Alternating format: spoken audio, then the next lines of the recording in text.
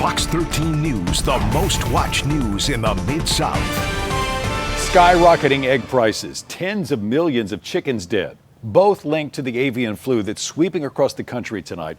The strain has infected at least 70 people, too, including one who died earlier this year. You know, there's work underway right now in Memphis to decode this latest flu strain and hopefully help stop the spread.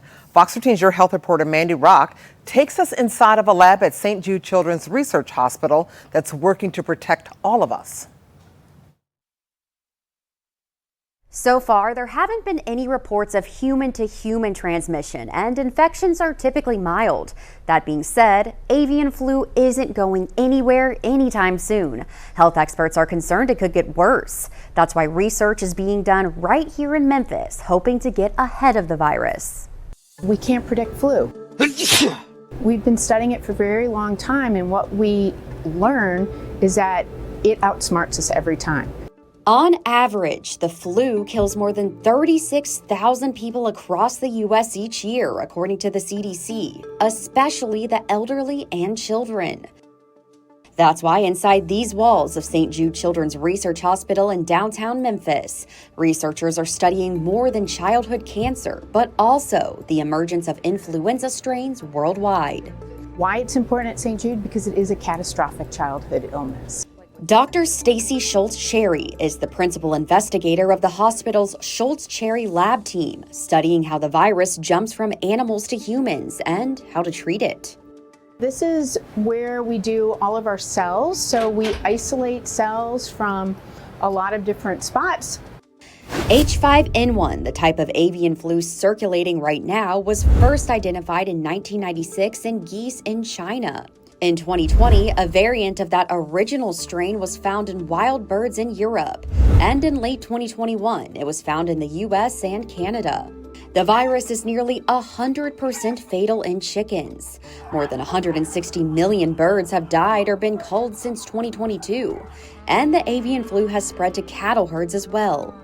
But what it's doing is gaining some changes that's allowing it to actually infect more mammals, and that's what makes us really nervous. As the avian flu spreads across the country, a main concern is the virus mutating, causing human-to-human transmission that so far has not been detected. The CDC has reported 70 human cases of avian flu. Most have been detected in dairy and poultry workers, but in January, a patient died of the virus after being exposed to a backyard flock. For potential, avian flu is always the one that people in infectious disease have feared. Dr. Steve Threlkeld is an infectious disease specialist at Baptist Memorial Hospital in Memphis. He says the longer the outbreak continues, the more likely human-to-human transmission becomes. The concern is that as it spins off and spits, if you will, into other animals and into humans, it can make small genetic changes. It doesn't take that much in the way of genetic change to allow it to be more efficient at infecting people. Fortunately, Dr. Threlkeld says most recent human cases in the U.S. have been mild, but historically, the death rate for bird flu in humans is high around the world. About half of all people with known infections have died. Imagine a disease as contagious as COVID was with a 15-20% mortality rate. It would close down the globe. It would be nothing like even the horror that we saw with that.